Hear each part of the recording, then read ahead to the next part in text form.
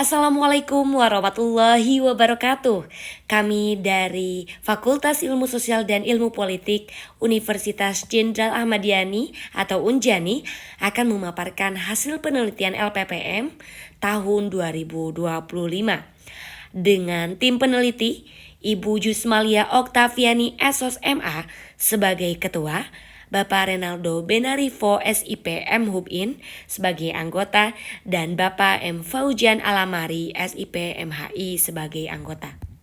Adapun urutan dari penelitian kami, yang pertama pendahuluan, kedua apa tujuan dan manfaat penelitian kami, yang ketiga metode penelitian yang digunakan, yang keempat hasil dan pembahasan dari penelitian ini, dan diakhiri dengan kesimpulan.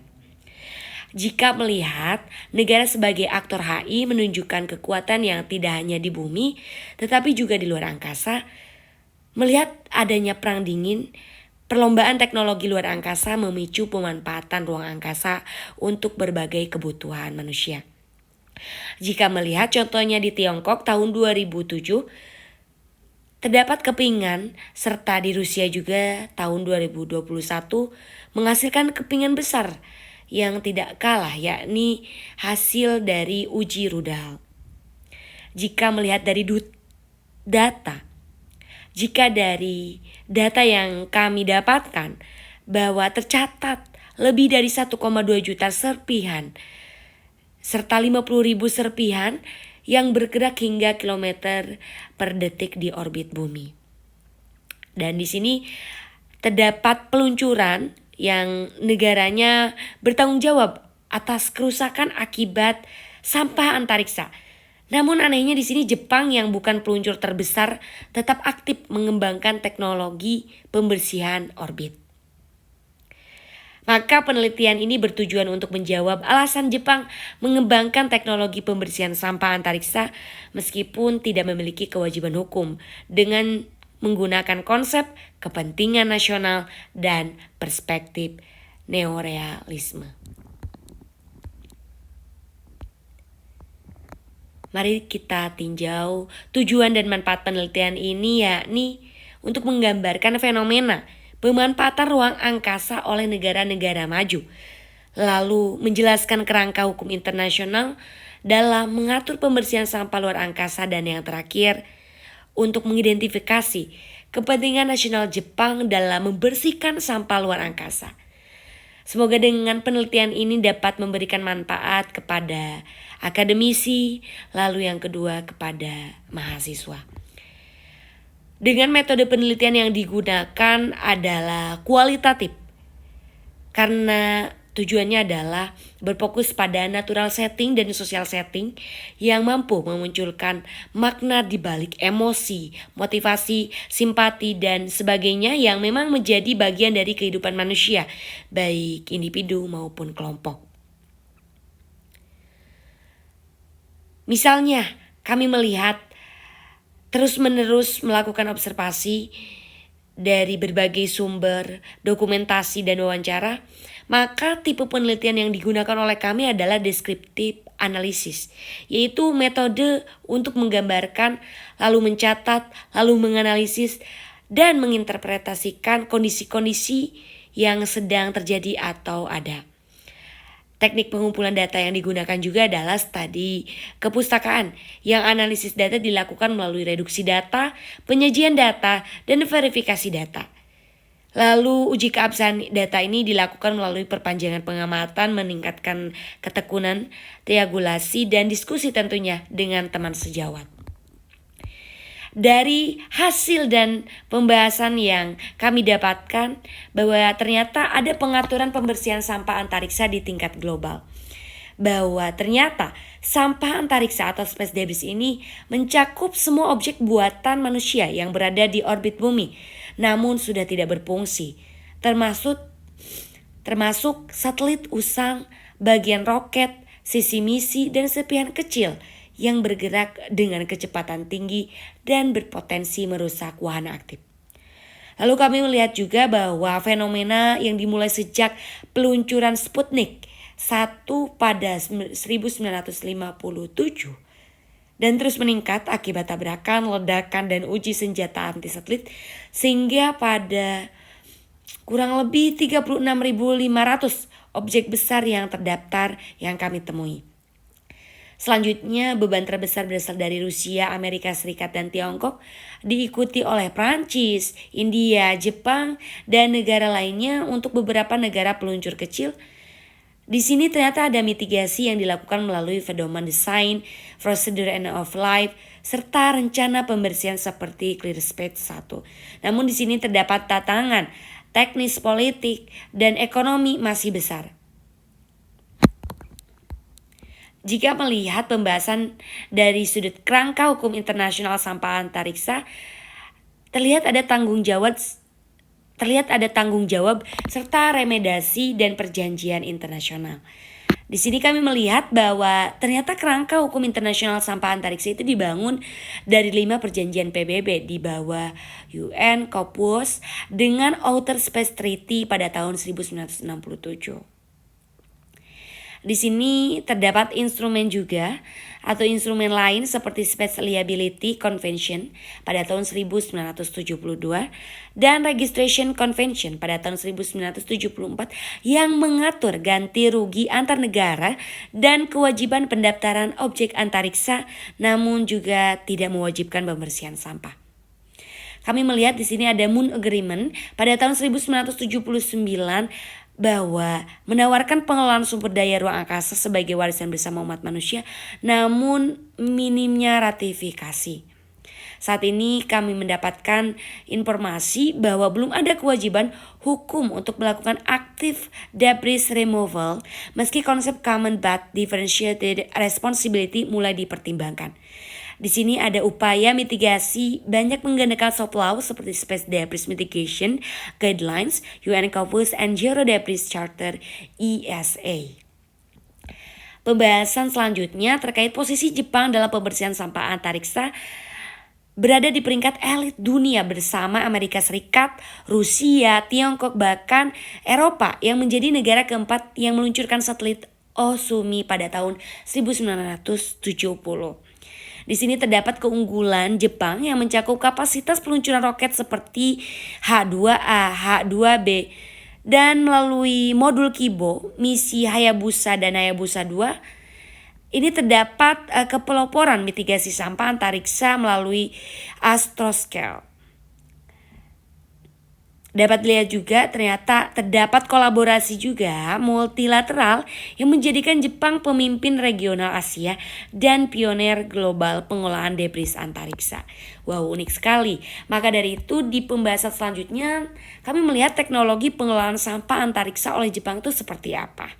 Ternyata mengembangkan teknologi komprehensif untuk pengelolaan sampah antariksa dari pemantauan, mitigasi, hingga penghilangan aktif.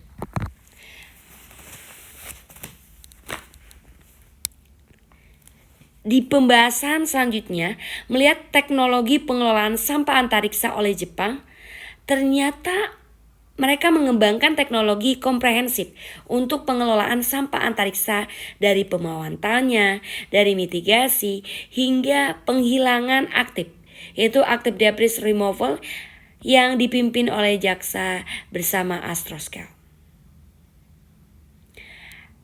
Pada pemantauan JAXA mengoperasikan STCC, di sini ada beberapa pengamat, yaitu mengamati fragmen debris dari orbit rendah hingga ke geostasioner, yang tentunya memproses data melalui sistem Sakura untuk prediksi tabrakan, manuver penghindaran, dan perkiraan jatuh kembali. Jika dilihat sejak April 2023, mitigasi debris itu tercakup dalam standar teknis yang tentunya mewajibkan desain minim sampah di semua fase misi, termasuk prinsip due regard, yang mana di sini pada tahun 1967 sesuai dengan Outer Space Treaty. Lalu diregulasi kembali yang didukung oleh Guidelines on a License to Operate a Spacecraft Performing on Orbit Surfacing pada tahun 2021 yang mengatur izin, transparansi, lalu pelaporan, dan protokol end of life. Di sini ada integrasi sistem pemantauan standar mitigasi, inovasi EDR, dan regulasi progresif yang memposisikan Jepang sebagai pemimpin global pengelolaan sampah antariksa. Dengan keberhasilannya, ini tentunya memperkuat layanan pembersihan orbit komersial dan kesiapan menghadapi Kessler Syndrome. Di pembahasan selanjutnya kami melihat bahwa ternyata ada rencana jangka panjang Jepang untuk pembersihan sampah antariksa ini. Pada tahun 2025 serta 2040 kurang lebih 2025 sampai 2040 untuk pembersihan sampah antariksa ini memadukan pengembangan teknologi lalu memandukan kerangka kebijakan dan diplomasi internasional yang tentunya dipimpin oleh JAXA bersama sektor swasta seperti Astroscale.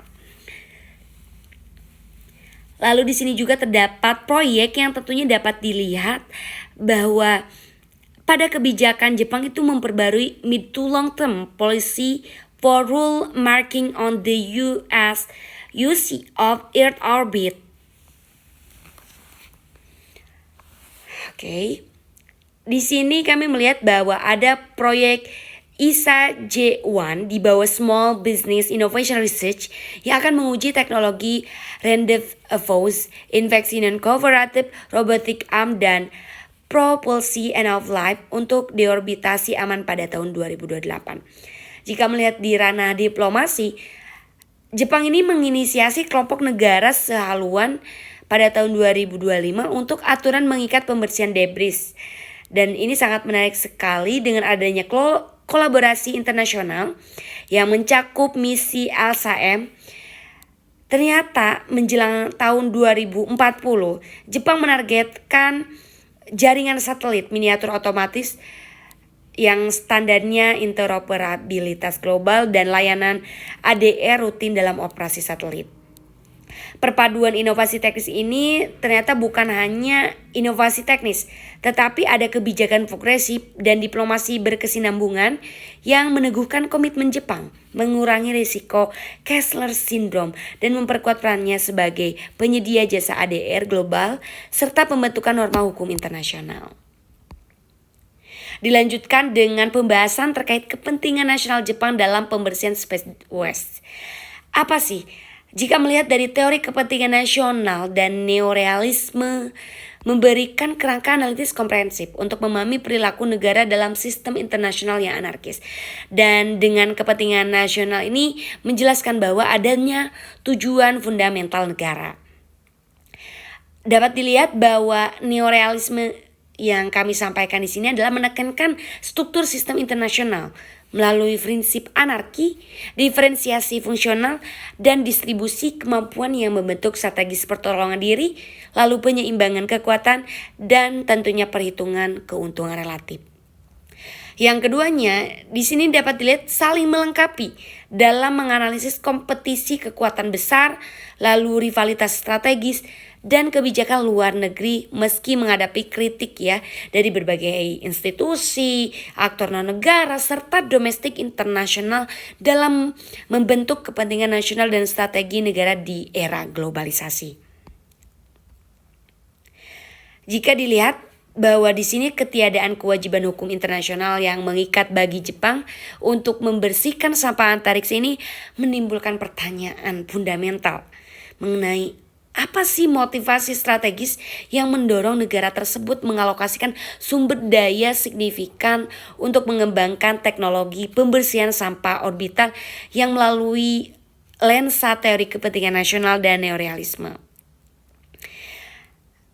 Di sini juga ternyata Jepang mengidentifikasi keretatan terhadap ancaman sampah antariksa serta peluang ekonomi, diplomatik, dan teknologi untuk membentuk standar internasional yang mempertahankan relevansi dalam distribusi kekuatan global dan memperkuat posisi terhadap pesaing seperti Tiongkok misalnya, sambil memanfaatkan efek tumpahan teknologi, membangun kemitraan aliansi, serta mempersiapkan kepemimpinan pasar di masa depan sebagai respon rasionalnya. Maka dari penelitian kami dapat disimpulkan Sampah antariksa telah berkembang menjadi ancaman yang serius bagi keberlanjutan operasi satelit dan misi luar angkasa di orbit rendah bumi. Dengan lebih dari 14.000 potongan puing yang berukuran mulai dari mikrometer hingga beberapa meter, ini menciptakan risiko tabrakan yang dapat menimbulkan kerugian finansial hingga miliaran dolar. Bahkan dapat menjadi gangguan layanan penting seperti komunikasi, navigasi, dan pemantauan cuaca. Di sini Jepang meski hanya memiliki 48 potongan besar yang memanfaatkan peluang strategis melalui pendirian Space Strategis Fund dan kemitraan dengan sektor swasta untuk mengembangkan teknologi pembersihan sampah antariksa dual use, sejalan dengan redefinisi konstitusional tentang tujuan damai menjadi non-agresif dan peningkatan peran domain antariksa dalam pertahanan nasional ini. Terdapat transformasi kebijakan yang mencerminkan kesadaran Jepang akan kerentanan strategi nasional akibat ketergantungan pada infrastruktur satelit dan keinginan untuk memposisikan diri sebagai pemimpin tata kelola antariksa. Di sini juga menandai bahwa model bagi negara-negara kekuatan menengah dalam memanfaatkan inovasi antariksa untuk mencapai pengaruh global dengan implikasi penting bagi literatur diplomasi. Tentunya ini menjadi keamanan teknologi dual use di masa mendatang. Dengan adanya penelitian yang sudah disampaikan, semoga dapat bermanfaat bagi mahasiswa serta yang telah menyaksikan hasil penelitian kami dari LPPM FISIP Unjani tahun 2025. Sekian saya tutup. Wabillahi taufiq walhidayah. Wassalamualaikum warahmatullahi wabarakatuh.